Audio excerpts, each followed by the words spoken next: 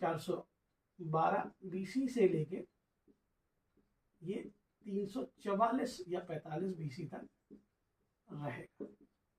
शिशुनाग वंश की सबसे बड़ी उपलब्धि क्या है कि जो अवंती हर्यक वंश से पराजित नहीं हुआ था, उस अवंती को ये पराजित करके मगध साम्राज्य में मिला देंगे। सबसे बड़ी उपलब्धि है शिशुनाग वंश की। अवंती ही चुनौती दे रहा था किसको? मगध को। और एक और काम है कि ये राजधानी को वैशाली ले गए पाटलिपुत्र से।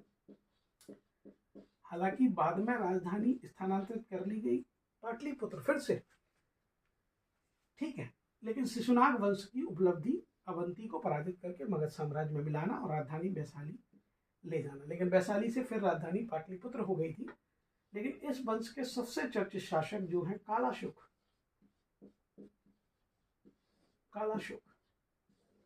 जिन्हें काकवर्ण कहा जाता है। अजातशत्रु को कुणिक कह रहे थे, इन्हें काकवर्ण कहा जाता है।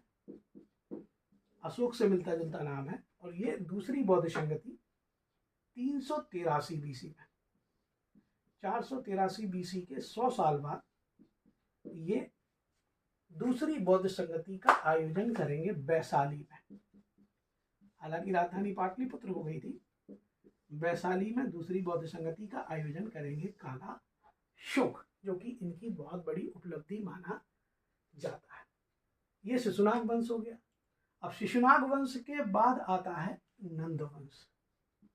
यहां देख लेते हैं, ये मगध महाजनपद का सबसे छोटा शासन करने वाला वंश है और ये 344 बीसी से लेके 322 या 23 बीसी तक शासन करता है। और इसके सबसे चर्चित और संस्थापक महापद्मनंद माने जाते हैं। ये सब बहुत महान सम्राट हैं, महापद्मनंद माने जाते हैं। और कहा जाता है कि अभी तक के मगध के ये सबसे चर्चित सम्राट हुए महापद्मनंद।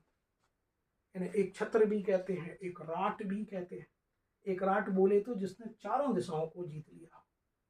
जैसे एक ऐत्रेय ब्राह्मण है, उसमें बताया गया है भारत के उत्तर में जो है, भारत के पूर्व में जो है वो साम्राज्य है और इसका प्रमुख होता है सम्राट। पश्चिम में जो है वो स्वराज्य है और इसका प्रमुख होता है स्वराट। ये दक्षिण में भोज है और इसका प्रमुख होता है भोज। भोज राज है और राजा भोज है। यहाँ राजा उत्तर भारत में है और उसके क्षेत्र को राज मध्य भारत में कहते हैं। वैराज के राजा को कहते हैं विराट। ये एकदम धुर उत्तर भारत में है। ये एक संकल्पना है राजा की। आपको मालूम होगा मगध में, मगध के क्षेत्र को मगध साम्राज्य कह रहे हैं और उसके राजा को कह रहे हैं सम्राट। आपको मालूम है कि पश्चिम भारत में राज्य के क्षेत्र को स्वराज्य कह रहे हैं। शिवाजी अपने क्षेत्र को क्या कहते थे? स्वराज्य। बाल गंगाधर तिलक क्या कहते थे? कि स्वराज्य मेरा जन्मसिद्ध अधिकार है। समझना आप इस चीज को। तो ऐत्रेय ब्राह्मण में ये चीज बहुत अच्छे से बताई गई है कि उत्तर में मध्य भारत में राज और राजा और राज्य, उत्तर में वैराज और विराट, पूर्व में साम्राज्य और सम्राट, पश्चिम में स्वराट और स्वराज, दक्षिण में भोज और भुज। लेकिन आपके एक राट किसको कह रहे हैं? जो चारों दिशाओं को जीत ले, जो चारों दिशाओं को जीत ले, संपूर्ण भारत को जीत ले, उसको एक राट कहते हैं। और वो एक राट थे कौन? महापद्मनंद। उन्हें एक छत्र भी कहते हैं, उन्हें एक राट भी कहते हैं और उन्हें भार्गव भी कहते हैं, उन्हें सर्वछत्रांक भी कहते हैं। भार्गव बोले तो परशुराम का अवतार भी इन्हें महापद्मनंद को बोला जाता है। इनके बारे में और कुछ फैक्ट और भी है महापद्मनंद के बारे में कि कलिंग को जीतने वाले पहले शासक हैं। कलिंग को जीतने वाले पहले शासक महापद्मनंद हैं और दूसरे हैं सम्राट अशोक। और इन्होंने ही कलिंग में सबसे पहले खुदवाई थी नहरें। भारतीय इतिहास में सबसे पहले नहरें खुदवाने का उल्लेख किसी शासक के साथ जुड़ा है तो वो है महापद्म नंद। और इस बात की पुष्टि उड़ीसा या कलिंग के क्षेत्र के जैन शासक चेदी कहते हैं, कलिंग राज खारवेल एक हुए हैं, उनका एक अभिलेख हाथी गुम्फा अभिलेख इस बात की पुष्टि करता है कि हाँ, महापद्मनंद ने अटैक किया था। एक जैन प्रतिमा, जैन भगवान की प्रतिमा, तीर्थंकर की प्रतिमा उठाकर वो मगध ले गए थे और उन्होंने ही भारत में पहली बार नहरें खुदवाई थी। ध्यान रखना, नहरों से भी बहुत प्रश्न आ जाते हैं। तो सबसे पहले नहरें खुदवाई थी महापद्मनंद ने। और इन्हीं महापद्मनंद के बेटे होंगे फिर आपके, इन्हीं के समकालीन महापद्मनंद के एक व्याकरणाचार्य थे पाणिनि।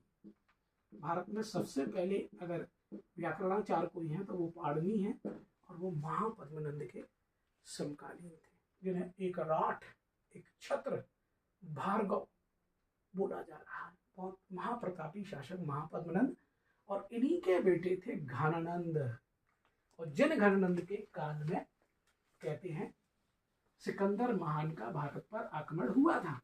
सिकंदर पूरी दुनिया को जीतते हुए, दुनिया तो नहीं कहेंगे, यूरोप को जीतते हुए, पश्चिम एशिया को जीतते हुए, वो तो पश्चिम के इतिहासकारों ने इतिहास लिखा इसलिए उन्हें विश्व विजेता बोल देते हैं। कहते हैं आपके नंद वंश के घनानंद, ये भी एक बहुत महत्वपूर्ण पात्र है। ये महापद्मनंद के बेटे थे और ये उनके उत्तराधिकारी बने घनानंद। और घनानंद के काल में ही सिकंदर का आक्रमण हुआ 326 बीसी के समय में भारत पर। और इन घनानंद के डर से ही सिकंदर महान झेलम नदी का युद्ध तो लड़ेगा पोरस से, लेकिन व्यास नदी से वापस लौट जाएगा। इनकी बड़ी गज सेना थी, बहुत पावरफुल थे, ये महापद्मनंद के बेटे थे, गज सेना थी। लेकिन इनकी अलोकप्रिय नीतियों के कारण ये अलोकप्रिय हो गए थे जनता के बीच, बहुत ज्यादा अलोकप्रिय हो गए थे। और इन्होंने ही घमंड में चूर हो गए तक्षशिला महाविद्यालय, तक्षशिला विश्वविद्यालय के आचार्य चाणक्य का अपमान कर दिया था। आचार्य कौटिल्य का अपमान किया था और आचार्य कौटिल्य ने इनके सर्वनाश की कसम, सौगंध खाई थी, क्योंकि इन्होंने भरे दरबार में उन्हें जलील करके बाहर किया था। अक्षर में आचार्य चाणक्य तक्षशिला से आए थे कि घनानंद को सिकंदर के आक्रमण के प्रति आगाह कर दें, क्योंकि ये मगध के शासक हैं, अर्थात भारत वर्ष के शासक हैं, समस्त आर्यावर्त के शासक हैं। भारत को आर्यावर्त भी बोला जाता है और इनका दायित्व है कि भारत की सीमाओं की रक्षा करें। लेकिन ये अपने मद में इतने चूर थे कि इन्होंने एक प्रकांड पंडित ब्राह्मण का अपमान कर दिया, एक संत का अपमान कर दिया और फिर उन्होंने इसके सर्वनाश की कसम खाई। जिस घनानंद से डरकर सिकंदर लौट गया था, उससे एक सामान्य सा शिक्षक भिड़ गया और शिक्षक ने एक लड़के को तैयार किया जिसको हम कहते हैं चंदू। उस चंदू को तैयार किया, जिसको एक खेल खेलते हुए उन्होंने परखा उसकी अभिक्षमता को, और उस चंदू को आगे चल के शस्त्र और शास्त्र की शिक्षा दी, गांधार की राजधानी तक्षशिला में ले जाके, ठीक है, और शस्त्र और शास्त्र की शिक्षा दी। और वो चंदू बन गया चंद्रगुप्त मौर्य। और चंद्रगुप्त मौर्य ने कहते हैं इस नंद वंश का सर्वनाश करके फिर बनाया मौर्य साम्राज्य। ध्यान रखना, ये सारी कहानी मौर्य साम्राज्य की स्थापना की, मौर्य साम्राज्य की स्थापना की आचार्य चाणक्य की, जिन चाणक्य को आज भी शाम दाम दंड भेद के लिए जाना जाता है। किसी भी कार्य को करने के लिए हमारे भारत में आज भी एक चीज, एक उक्ति है, शाम दाम दंड भेद। कहते हैं व्यक्ति मर सकता लेकिन विचार नहीं मर सकता। चाणक्य शरीर के रूप में खत्म हो सकते लेकिन विचार के रूप में आज भी जिंदा है। कौन? आचार्य चाणक्य। ध्यान रखना, आचार्य चाणक्य जिनके अन्य नाम है कौटिल्य, विष्णुगुप्त, जिनका मंडल सिद्धांत, जिनकी एक बात कहती है कि पड़ोसी का देश, कहते हैं आपका पड़ोसी कभी आपका अच्छा मित्र नहीं होता और आपके दो शत्रु हमेशा आपस में मित्र हो जाते हैं, जिसको वो कहते थे शत्रु का शत्रु मित्र होता है। शत्रु का शत्रु मित्र होता है। जैसे भारत के दो शत्रु पड़ोसी, एक चीन और एक पाकिस्तान। दोनों में मित्रता का कारण केवल एक है कि वो दोनों भारत के शत्रु हैं।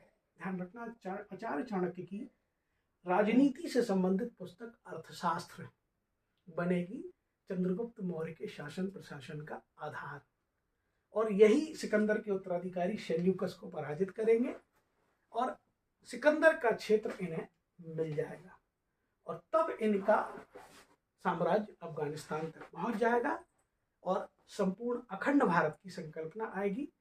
और प्रथम चक्रवर्ती सम्राट कहलाएंगे कौन? आचार्य कहते हैं प्रथम चक्रवर्ती सम्राट कहलाएंगे चंद्रगुप्त मौर्य। ध्यान रखना, प्रथम चक्रवर्ती सम्राट कहलाएंगे चंद्रगुप्त मौर्य।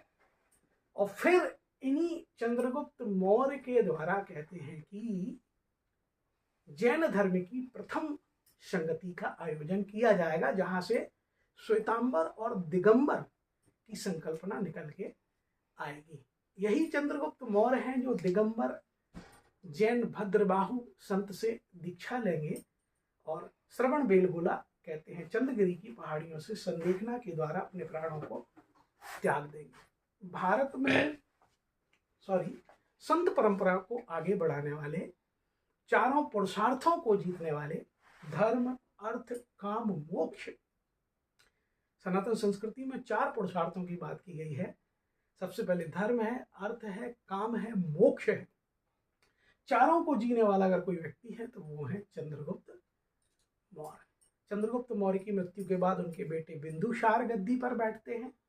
बिंदुसार बिल्कुल वैसे ही हैं जैसे मुगलों में हुमायूं मिलते हैं, जो एक बहुत कहते हैं महान पिता की संतान थे और उससे ज्यादा एक महान बेटे के पिता थे, जबकि उनकी कोई खुद की उपलब्धि नहीं थी। ऐसे ही बिंदुसार भी चंद्रगुप्त के बेटे थे और सम्राट अशोक के पिता थे। उनकी खुद की कोई व्यक्तिगत उपलब्धि नहीं थी। तो यहाँ इतिहास में थोड़ा तुलनात्मक अध्ययन अगर हम करते हैं, क्योंकि इतिहास कहता भी है कि आप तुलनात्मक अध्ययन करें तो थोड़ी सी चीजें और क्लियर होती हैं। तो हमें अनायास याद आ गए बाबर और अकबर के बीच में हुमायूं, और ऐसे ही चंद्रगुप्त और अशोक के बीच में आपके बिंदुसार, और इन्हीं बिंदुसार के बेटे होंगे सम्राट अशोक।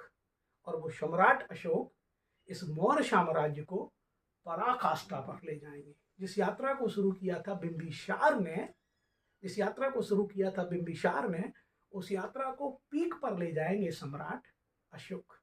सम्राट अशोक फिर हिंसा की नीति को त्यागेंगे, अहिंसा को अपना लेंगे, युद्ध को त्यागेंगे, बुद्ध को अपना लेंगे, और वो शांतिकामी अशोक, हिंसक अशोक नहीं, शांतिकामी अशोक कहते हैं भारत में महान हो जाएगा, और उसे कहा जाएगा सम्राट अशोक महान। एंशिएंट हिस्ट्री का अगर कोई हीरो है तो वो है सम्राट अशोक महान, जिनके सारनाथ स्तंभ से भारत का राजकीय चिन्ह लिया गया है, जिसमें 4 शेर एक दूसरे के तरफ पीठ करे हुए खड़े हैं। आपने देखा होगा क्वाइन पे, आपने सरकारी जगह पे, इसके नीचे लिखा रहता है सत्यमेव जयते। तो ये 4 शेर वाली संकल्पना हमने उसी राजा के एक चिन्ह से ली है, और वो राजा कोई और नहीं, राजतंत्र का कहते हैं समर्थक राजा, लेकिन उसकी नीतियां लोकतांत्रिक ढांचे में बहुत फिट बैठती हैं, उसे बोला जाता है सम्राट अशोक। और भारतीय इतिहास में उस सम्राट अशोक को महान का तमंगा दिया जाता है। तो ये कहानी पूरी हमने शुरू की 16 महाजनपदों से, उनके परिचय से, 16 महाजनपदों के बाद फिर मगध महाजनपद के उद्भव के कारणों से एक विस्तृत चर्चा की, महाजनपद के उद्भव के कारणों पर, और महाजनपद के उद्भव के कारणों के बाद मगध के वंशों की चर्चा, प्रत्येक शासक की चर्चा की, सार्थक तरीके से उन्हें समेटने का प्रयास किया।